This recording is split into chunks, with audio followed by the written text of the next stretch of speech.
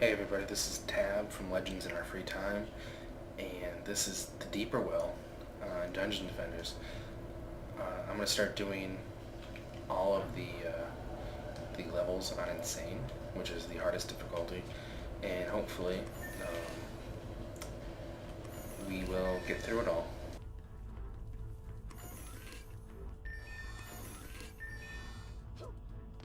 Right now I'm just running around collecting some mana. Mana is what you use to build some stuff. I'm not going to go into too much of what the game mechanics are, because that's not what these videos are going to be about. I'll probably upload a intro video soon, and right now I'm just going to talk about some of the strategy involved in the insane difficulty here. So on with the show. There is a timer if you're new to Insane, and I think the first wave is a little bit longer than the rest, and don't remember what the rest are. So that's not really important. What's important is that you go in and you already have a strategy.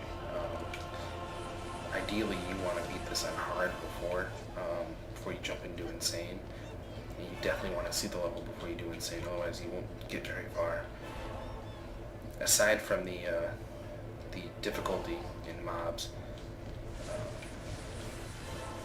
well, I guess aside from it being said or being called Insane, it's actually harder because they have a lot more health and they do a lot more damage, and in some cases, most cases, they actually spit more guys out. So right now, initially, I started with 2 magic missile towers, and I do that because I favor my apprentice. It's the class I like to play the most. So you can replace that with a lot of different towers, but most of these videos I'll be favoring the apprentice and using the mix of the other classes when I please. Anyway, dropping mana, swap. Anyway, magic missile towers. They're useful because they don't have a immunity problem. As you can see, there's no little icon there. There is a fire icon, which means they do not damage. The fire towers do not damage fire guys. Magic missile towers don't have that problem. As such, they're useful.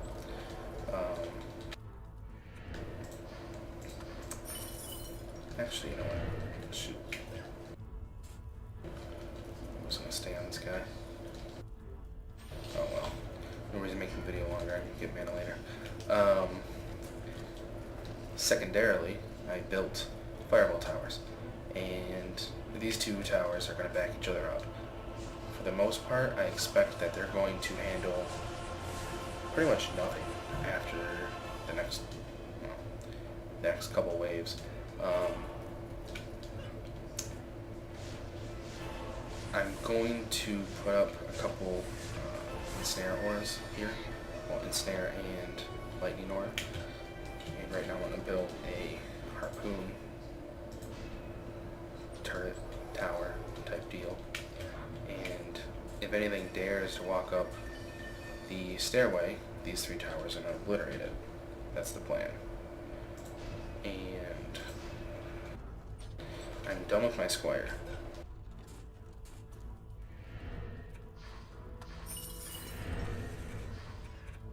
I'm going to switch to my monk.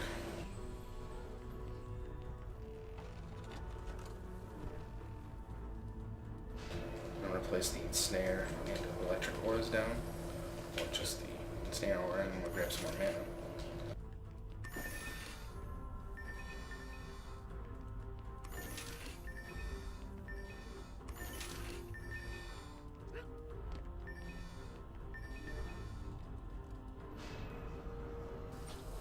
I'm going to go ahead and start early because the lightning towers aren't fundamental to the 3 towers kicking ass. So we're going to move on. As you can see from here, you get a really good view. The ensnare aura actually has a significant size.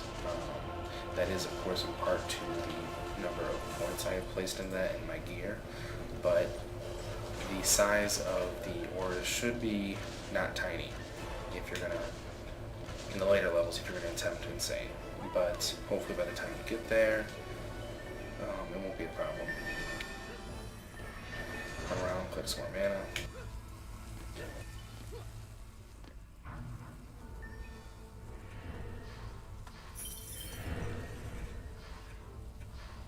Gonna try jump back to my apprentice real quick, and I'm gonna play some Deadly Striker Towers. And I don't know if everyone knows this. I don't believe people do, because the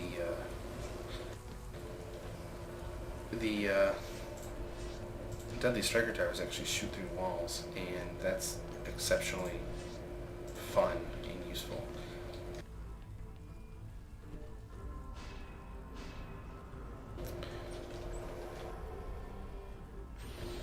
I guess I should have built those walls. There's a dozen ways you could probably set this up between the 4 classes. You could definitely use just one class rather than switch like I have between 3 of them.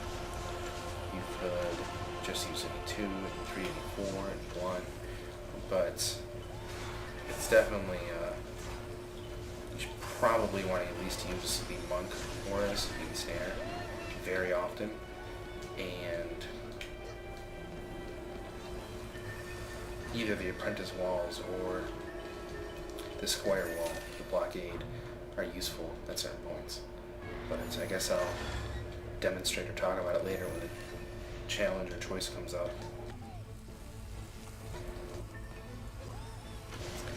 And I did say that the Deadly Striker Tower shot through walls, but I should point out that it hits very hard.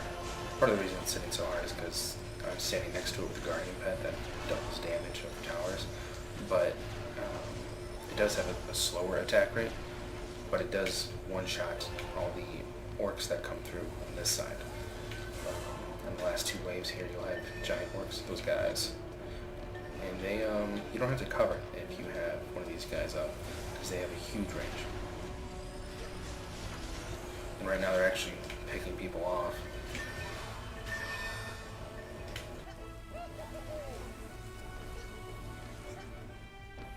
And this is the Deeper Well.